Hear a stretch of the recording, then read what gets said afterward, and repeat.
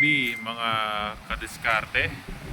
Um, ang update natin ngayon ay ang mga naganap ng mga nakaraang linggo kasi halos hindi na rin po tayo makapag-update. So far po naging kahit paano ay naging stable na po yung ating kita na yung ukay-ukay dito sa Calatrava. At so far maayos na yung kinikita natin sa araw-araw. Di tulad noon na yung benta natin ay nakabase sa mga kapitbahay, sa mga estudyante. Ngayon po kahit papano pinupuntahan na po ako ng mga barangay mga customer. At nung mga nakaraang linggo rin ay simula ulit tayo ng panibago mapagkakakitaan, pero sa kasamaang palad hindi po ito naging okay kasi nga po medyo kinakapa pa po natin yung food business dito. At sa nung last week lang din medyo nakapag-observe na tayo at saka nakuha na natin yung mga information na dapat natin makuha, like yung kung paano mag-spend yung tao dito sa pagkain at kung paano namumuhay dito ang tao at magaganon yung customer behavior, ika nga sa marketing or sa business term. Nakuha na natin yung customer behavior sa food business dito sa Calatrava. Since nag-observe tayo sa mga restaurant dito sa Causeway, ayan. So, ayan, na-figure out na natin kung bakit itong ibang stall dito malakas at kung bakit hindi ko na itinuloy dito yung aking plano. Unang-una sa lahat,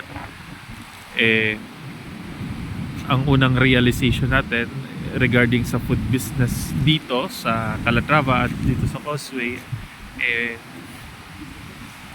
mabenta ang barbecue, kasi dito sa Causeway, yun po yung pinaka-saleable item. Kasi nga po, ito na po yung pinaka-pamalit nila sa hapunan, Kumbaga ito na yung ginagawa nilang hapunan.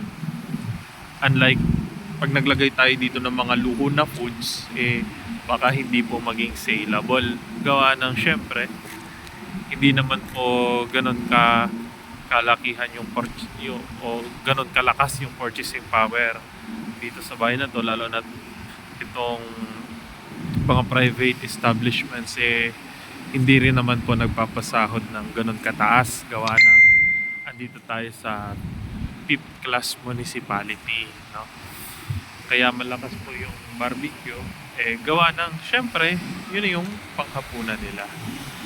So pangalawang observation din po natin dito, yung bagong nagtayo ng restaurant sa halagang 120 pesos kada meal.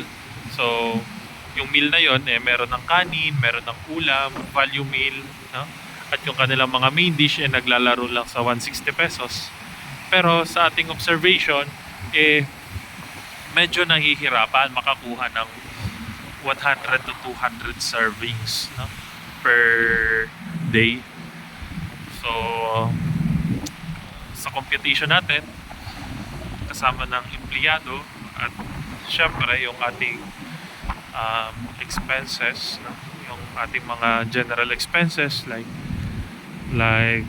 rent, ayan, yung ating electricity. Okay, so medyo mahirap kaya ang nakikinitaan ko lang mag-focus na lang dito sa ukay-ukay business muna sa ngayon, Kumbaga ang ating pinaka-purpose makalikop tayo ng enough funds or capital for the next project. At sa next project na gagawin natin sisiguraduhin na natin na ano, kahit yung pinaka-basic na negosyo, no, yung pinaka-basic needs ang mai-cater natin, no, yung mai-provide natin sa mga tao, eh at least kikita naman tayo. Kasi yung aking inopen nung nakaraan ay um, desserts, no. Ito ay ang una kong ginawa grahams.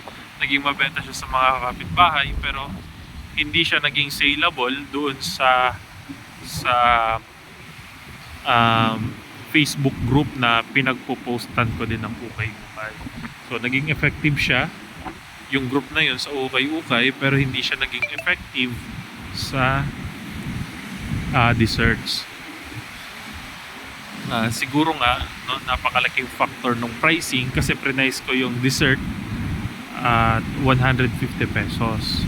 Siguro nga medyo mabigat na no, sa bayan na to. Kaya medyo X talaga kung magpuput up tayo dito ng mga luho na pagkain. Siguro kung mag-put up ka dito ng food business, siguro make sure na affordable at saka kahit papaano hindi naman yung masyadong tinipid. Okay. Siguro yung mga in volume na preparation ng food.